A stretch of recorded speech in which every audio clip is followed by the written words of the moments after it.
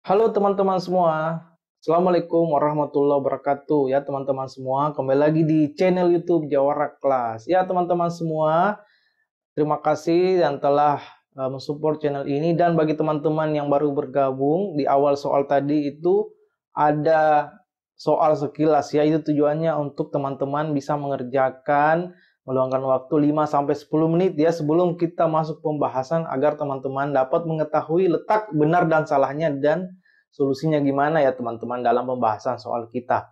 Kemudian bagi teman-teman yang baru melihat channel ini, mohon support dan dukungannya dengan cara klik subscribe dan like ya. Dan teman-teman yang telah subscribe dan like, terima kasih ya atas support dan dukungannya. Semoga saya bisa terus melanjutkan soal-soal updatean terbaru, dan teman-teman yang hendak ujian saya doakan semua nanti lolos semua ya. Amin ya robbal alamin. Oke teman-teman, pada hari ini kita akan membahas ya soal tes karakteristik pribadi ya, atau TKP, dengan tipe soal itu jejaring kerja. Nah, saya rasa kalau jejaring kerja ini penting juga untuk kedepannya sebagai apa? Karena kita di instansi itu ada rekan kerja dan pimpinan dan rekanan ya teman-teman. Oke, tanpa berlama-lama kita langsung saja menuju ke soal pertama ya. Oke, soal pertama kita baca. Arya adalah seorang pekerja lepas yang sedang bekerja pada sebuah proyek dengan klien baru. Dalam proyek tersebut, Arya harus bekerja sama dengan beberapa orang yang belum pernah ia kenal sebelumnya. Bagaimana Arya dapat membangun kolaborasi yang efektif dengan orang-orang yang belum pernah dikenal sebelumnya dalam proyek tersebut? Nah, teman-teman, sebelum kita menjawab ini, alangkah baiknya ya kita bahas sedikit saja dulu materinya tentang jejaring kerja ya, sedikit saja. Nah, dalam jejaring kerja ini ada beberapa poin penting ya yang akan kita bahas. Yang pertama ada pengertian jejaring kerja. Nanti teman-teman tidak apa-apa di screenshot saja ya, lalu dibaca dengan seksama. Kita langsung saja ke poin-poin pentingnya ya, teman-teman. Nah, di sini ada, saya garis bawahi ya, konsep dasar ya. Nah, konsep dasar jejaring kerja ya, soal jejaring kerja. Yaitu bagaimana caranya kita ya berhubungan atau berkomunikasi dengan orang lain, kemudian bekerja sama dengan orang lain, membina hubungan yang harmonis secara berkelanjutan, memiliki empati ya, artinya memahami pikiran dan perasaan orang lain, serta kekompakan tim dalam menyelesaikan permasalahan secara efektif. Nah, itu ya. Kemudian ada poin-poin penting lagi ya, teman-teman di sini. Nah, ada strategi membangun jejaring kerja, ada menjadi pendengar yang baik ya. Nah, menjadi pendengar yang baik, kemudian bersiap sabar tetapi aktif dan proaktif dalam memberikan pelayanan dan kontribusi kepada perorangan atau grup. Kemudian bersikap lebih cerdas, selalu menyampaikan informasi yang akurat dan apa adanya. Kemudian, berkesinambungan komunikasi, kita harus selalu meluangkan waktu untuk melakukan komunikasi guna mengembangkan dan mempertahankan hubungan yang sudah terbangun. Nah, nanti kita akan meng-cross-check kembali ya pengertian-pengertian dari konsep dasar jejaring kerja itu sendiri. Oke, kita lanjut ya teman-teman pembahasannya. Berarti kita langsung aja ke option 1 ya, teman-teman. Nah, A. Mengabaikan interaksi dengan orang-orang yang belum dikenal dan fokus pada pekerjaannya. Oke, kita simpan ya. Tapi bisa kita langsung jawab juga, karena ini kalau fokus kepada pekerjaannya ya salah. Tapi apa, kita baca dulu. B. Menghindari untuk menunjukkan kelemahan dan mencoba untuk menyelesaikan semua tugas sendiri. C. Memperkenalkan diri secara aktif dan menanyakan pendapat dan saran dari rekan-rekan kerja. Mengkritik rekan kerja yang tidak terampil atau lambat dalam menyelesaikan tugas. E. Menunjukkan keahlian dan keunggulan yang dimiliki terlebih dahulu agar rekan-rekan kerja lebih tertarik untuk bekerja sama. Nah, jadi di sini kita langsung fokus ke jawaban yang selalu berkomunikasi dan mengajak bekerja sama ya, atau berhubungan dengan rekan kerja. Nah, option yang mengarah ke sana ya teman-teman, itu ini ya, C ya teman-teman. Itu memperkenalkan diri secara aktif dan menanyakan pendapat dan saran dari rekan-rekan kerja. Karena ini adalah jejaring kerja, berarti otomatis kita harus aktif ya memperkenalkan diri dan memberikan tukar pikiran dengan rekan kerja kita ya, menanyakan pendapat, saran dan seterusnya. Itu adalah bagian dari jejaring kerja. Maka jawaban yang benar atau mendapatkan poin 5 adalah C ya teman-teman. Oke, kita lanjut saja ya teman-teman ke soal berikutnya. Oke, selama rapat tim, rekan kerjamu mengutarakan ide yang kurang tepat dan salah arah. Bagaimana sikap terbaik yang bisa kamu lakukan dalam situasi ini? A. Membiarkan rekan kerja menyampaikan ide tersebut dan memberikan respons yang positif. B. Mengevaluasi ide rekan kerja dan menjelaskan mengapa ide tersebut kurang tepat. Menolak ide tersebut. C. Menolak ide tersebut secara langsung dan menyatakan bahwa ide tersebut salah arah. D. Menunjukkan kekurangan dari ide tersebut dan memberikan saran yang lebih baik. E.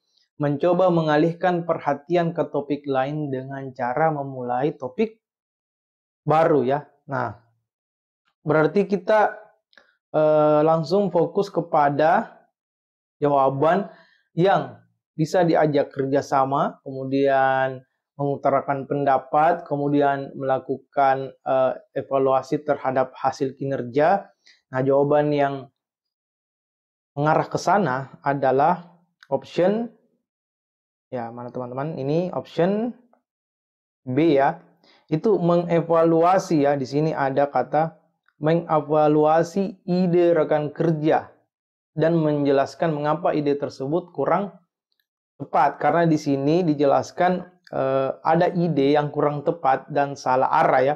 Berarti kita sebagai rekan kerjanya itu selalu berkomunikasi ke arah yang positif ya, yaitu mengevaluasi ide rekan kerja dan menjelaskan mengapa ide tersebut kurang tepat. Jadi tetap kita harus jelaskan mengapa kurang tepat agar rekan kerja kita tadi itu tidak mengalami yang namanya ketersinggungan. Karena tujuan dari jejaring kerja juga tadi itu adalah memahami pikiran dan perasaan orang lain serta kekompakan tim serta hubungan yang harmonis. Nah, itu yang penting juga ya dalam jejaring kerja. Jadi jangan sampai teman kita itu tersinggung.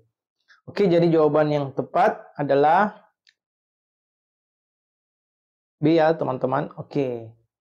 Kita lanjut ke soal nomor 3. Oke.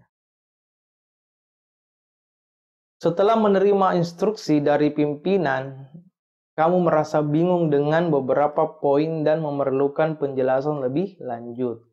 Apa yang seharusnya kamu lakukan dalam situasi ini? Mari kita baca opsinya teman-teman. A. Menunggu hingga pimpinan memeriksa pekerjaanmu dan menanyakan penjelasan pada saat itu. B. Menjelaskan kebingunganmu pada rekan kerja dan meminta bantuan untuk memahami instruksi. C. Melakukan riset sendiri untuk memahami instruksi yang diberikan. D. Membuat asumsi sendiri tentang instruksi yang diberikan dan menyelesaikan pekerjaanmu berdasarkan asumsi tersebut. E.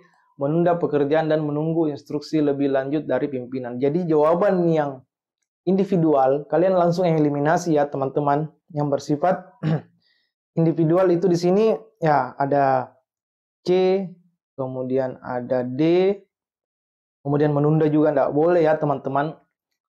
Poinnya rendah ya, bukan berarti salah karena setiap poin di TKP itu ada 1-5 poin, tapi kita selalu berusaha mencari yang 5 poin.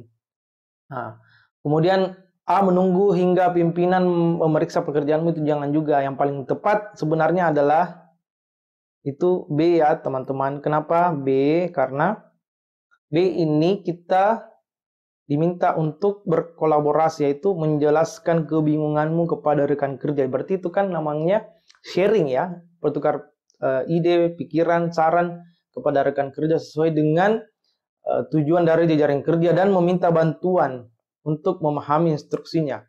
Nah, karena apa? Karena kita punya satu visi yang sama, satu misi yang sama, otomatis rekan kerja juga itu harus membantu ya, sebaiknya membantu dengan cara ya memberikan mungkin saran apa dan segala macam, serta bisa sama-sama menyelesaikan instruksi yang diberikan tadi itu apa ya maksudnya. Oke, jadi jawaban yang benar adalah B, karena di sini ada kolaborasi, tukar pikiran, pendapat, dan saran ya.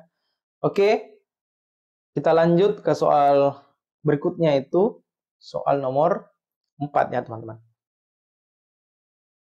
Selama diskusi tim, rekan kerja yang kurang aktif secara tiba-tiba memberikan tanggapan yang agak tidak pantas. Sikap apa yang harus kamu ambil dalam situasi ini? A. Mencoba mengabaikan komentar tersebut dan melanjutkan diskusi. B. Mengevaluasi komentar tersebut dan menunjukkan bahwa komentar tersebut tidak pantas. C. Menjawab dengan komentar yang lebih tidak pantas daripada rekan kerja tersebut. D. Menegur rekan kerja secara langsung dan menjelaskan bahwa komentarnya tidak pantas. E. Memilih untuk keluar dari diskusi agar tidak terjadi perdebatan yang lebih jauh. Nah, kita eliminasi jawaban yang menghindar ya, seperti E ini menghindar, kemudian membalasnya ya dengan cara yang sama itu juga tidak boleh ya. Jadi C itu salah karena kita membalas dengan cara yang sama. Kemudian mengabaikan juga itu tidak boleh ya. Kita harus menanggapi dengan sikap apapun. Nah, berarti tersisa di sini ada B dan D. Yang B itu mengevaluasi komentar tersebut. Kemudian D itu menegur rekan kerja. Ini poinnya pasti mirip-mirip ya, 4-5 poin teman-teman. Berarti yang paling benar di sini, karena dalam jejaring kerja tadi ingat ya teman-teman, itu menjalin komunikasi dengan baik, kemudian menjaga keharmonisan, kemudian memahami perasaan supaya tidak mengalami ketersinggungan karena kita sama-sama memiliki tujuan bersama ya. Berarti jawaban yang benar itu adalah B ya, yang mendapatkan 5 poin. Itu mengevaluasi ya, mengevaluasi komentar tersebut dan menunjukkan bahwa komentar tersebut tidak pantas ya. Jadi tetap kita mengevaluasi, artinya memberikan saran, pendapat, dan menegur secara halus agar teman kita itu paham ya. Nah, kalau D ini menegur saja dengan tidak pantas, berarti langsung melakukan debat pada saat itu, menegur ya. Nah, langkah baiknya kita mengevaluasi setiap kata perkataannya agar teman kita juga tetap terjaga hati dan pikirannya dan bisa fokus kembali bekerja. Oke, jawaban yang benar adalah B ya. Kita lanjut ke soal terakhir ya teman-teman. Soal nomor 5. Anda adalah seorang pemimpin tim proyek IT. Oke. Salah satu anggota tim Anda baru saja mengalami masalah pribadi dan tidak dapat hadir bekerja dalam beberapa minggu ke depan. Oke, bagaimana Anda akan mengatasi situasi ini? Oke, mari kita lihat opsinya. A. Mencari anggota tim baru untuk menggantikan posisi anggota yang absen. B. Mengatur ulang jadwal dan tugas tim untuk mengatasi kekurangan anggota. C. Mengabaikan masalah anggota dan fokus pada tugas tim. D. Memberikan dukungan dan motivasi kepada anggota tim yang absen untuk kembali secepatnya. E. Menunjuk salah satu anggota tim untuk memimpin dan mengatasi masalah tersebut. Nah, kita ini sebagai pemimpin ya dalam proyek, berarti hal yang pertama kita harus lakukan itu, dan tidak boleh dilakukan itu, mencari anggota baru ya. Jangan ya teman-teman, untuk menggantikan posisi, karena teman kita ini mengalami masalah pribadi yang tidak dapat hadir, jadi bukan keinginannya sendiri ya. Kemudian mengabaikan masalah anggota dan fokus ini juga tidak boleh ya teman-teman, pasti mendapatkan poin yang rendah. Nah, kemudian menunjuk salah satu anggota tim untuk memimpin dan mengatasi masalah tersebut itu boleh, tapi yang paling kemudian dia juga boleh memberikan dukungan dan motivasi kepada anggota tim yang absen untuk kembali secepatnya. Berarti ini B, D ini ada poin 3, 4, dan 5. Dan tapi kita tetap fokus di poin yang 5. Nah, yang paling benar karena kita sebagai pemimpin itu harus punya kewenangannya dalam mengelola. Berarti kita boleh saja mengatur ulang ya, mengatur ulang jadwal dan tugas tim untuk mengatasi kekurangan anggota. Karena sebagai pemimpin dalam jejaring kerja itu yang diutamakan adalah kebersamaan ya, kekompakan. Nah, yang mewakili jawaban kekompakan, kebersamaan, dan mengatur ulang strategi sebagai seorang pemimpin, ya jawaban yang benar adalah B ya, mengatur ulang jadwal dan tugas tim untuk mengatasi kekurangan anggota.